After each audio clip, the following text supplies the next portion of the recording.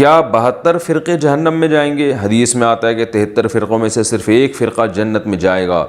حالانکہ ہر فرقے والے قرآن و حدیث پر عمل کا دعویٰ کرتے ہیں۔ اس بارے میں رہنمائی فرمائیں۔ محمد معیز خان، بنگلور، انڈیا سے۔ بھائی یہ تو صحیح حدیث ہے، آپ صلی اللہ علیہ وسلم نے فرمایا میری امت 73 فرقوں میں تقسیم ہوگی جن میں 72 جہنمی ہیں، کلہم فی النار، ایک جنتی ہے۔ آپ نے جو یہ سوال پوچھا کہ ہر ایک دعویٰ کرتا ہے ہم قرآن و حدیث پر عمل کرتے ہیں، تو دیکھیں اس کا جواب حدیث میں موجود ہے۔ آپ صلی اللہ علیہ وسلم نے فرمایا کہ وہ جنتی وہ ہے ما انا علیہ و اصحابی، جس پر میں اور میرے صحابہ ہیں، جو میرے اور صحابہ کے راستے پر چلے گا وہ جنتی ہے۔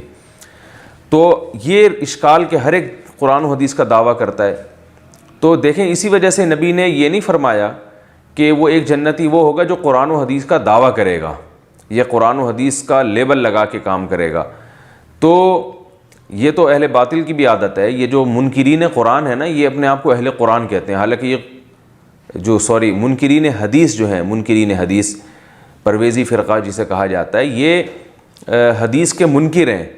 اور لیکن اپنے آپ کو کہتے کہ اہل قرآن، لیبل کتنا اچھا لگایا، ہم قرآن کو مانتے ہیں، قرآن کو، حالانکہ یہ قرآن کو بھی نہیں مانتے، کیونکہ جو حدیث کو نہیں مانتا وہ قرآن کو بھی نہیں مانتا۔ تو لیبل کافی نہیں ہے۔ آپ صلی اللہ علیہ وسلم نے فرمایا جس پر میں اور میرے صحابہ تھے۔ تو کسی کو پرکھنے کا بہترین طریقہ یہ ہے کہ وہ صحابہ کو مانتا ہے، اور صرف اوپر سے نہیں، صحابہ کے فتاویٰ کو بھی مانتا ہے کہ نہیں مانتا۔ آپ دیکھیں، اور پھر صحابہ میں خلفائے راشدین کی اہمیت سب سے زیادہ ہے، اور کیونکہ رسول اللہ صلی اللہ علیہ وسلم نے فرمایا علیکم بسنتی و سنت الخلفاء الراشدین المہدیین، میری اور خلفائے راشدین کی سنت کا اتباع کرو۔ تو اب نام کچھ بھی ہو، چاہے دیوبندی ہو، چاہے بریلوی ہو، چاہے اہل حدیث ہو، چاہے شیعہ ہو، چاہے کچھ بھی نام ہو،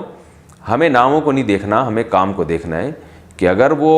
آپ صلی اللہ علیہ وسلم کے اقوال کو، آپ صلی اللہ علیہ وسلم کی احادیث کو، اور صحابہ کرام میں خاص طور پہ خلفائے راشدین کے فتاویٰ کو، ان کے فیصلوں کو حجت مانتے ہیں تو ٹھیک ہے۔ ہاں یہ ضرور ہے بعض دفعہ حدیث کی تشریح میں اختلاف ہوتا ہے، آپ صلی اللہ علیہ وسلم سے ایک ہی موضوع کے متعلق دو مختلف روایات منقول ہوتی ہیں،